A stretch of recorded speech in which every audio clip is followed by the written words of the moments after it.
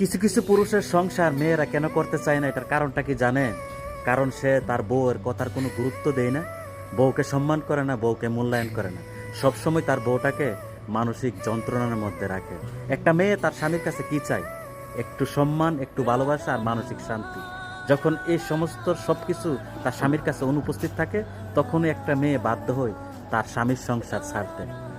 যে মেয়েটা তার বাবার বাড়ির সবার মায়া ত্যাগ করে আপনার হাত ধরলো, আপনার বাড়িতে আসলো, যদি আপনি তাকে অসম্মান করেন, মূল্যায়ন করেন না, তাকে সবসময় মানসিক যন্ত্রণার মধ্যে রাখেন, তখন সে কিসের উপরে ভিত্তি করে, কার উপরে ভরসা করে আপনার সংসারে পড়ে থাকবো?